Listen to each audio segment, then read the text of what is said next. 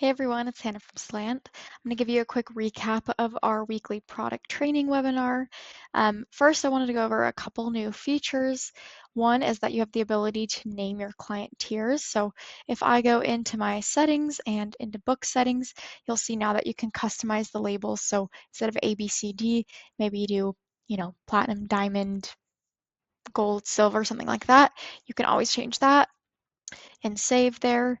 Um, Another new feature is that you have more flexibility in managing households. So if I go into a household here, um, you can always merge households. So if I click the three dots up here and go to merge with household, I could combine households. For example, if we've got clients that are getting married who will be joining into a household.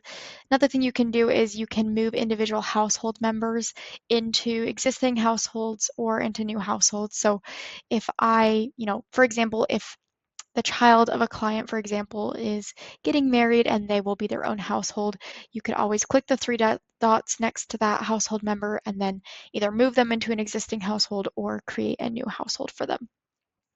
And then one other new thing here in other contacts, I create a test contact here.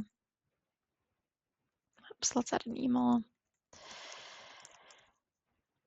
I can now add a business to that contact. So when I go into that contact over here, I can now add a business and associate with that business there. Now, this week we went over the tasks feature. A couple things I just want to point out with tasks. So tasks will be automatically created based on any action items that are brought up in your meeting. And when you have that note taker join, it will recognize those action items and create tasks for you.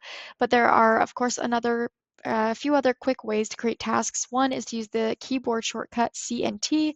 If you do that, that will open up the task and you can create your task there, add a due date, associate with households, assign to another team member, and so on and so forth. The other easy way to create a task is to go onto the client chat or prospect chat on the page and just ask the chat to create a task due tomorrow to schedule an annual review. And if I ask chat to do that, you'll see that it will think about it for a second, use the context from the client profile, and then create a task for the client, which I can then edit any information, but it will automatically pull through whatever context it has and create.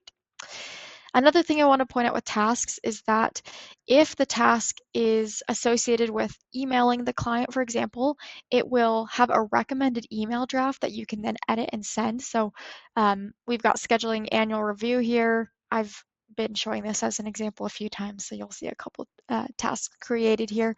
But if I were to go into one of these, you'll see under recommended action, if I expand this, it will pull open a draft and you'll see it's looked at your calendar, it's seen a few open times on your calendar and taken some context from meeting notes, past meetings, things like that to draft an email, which you can then edit and send to the client. So hopefully that's helpful. That's just a few things to look out for with tasks, but I encourage you, of course, to really dive in here and take a look at all the things you can do. And of course, if you have any questions, please reach out. Thanks.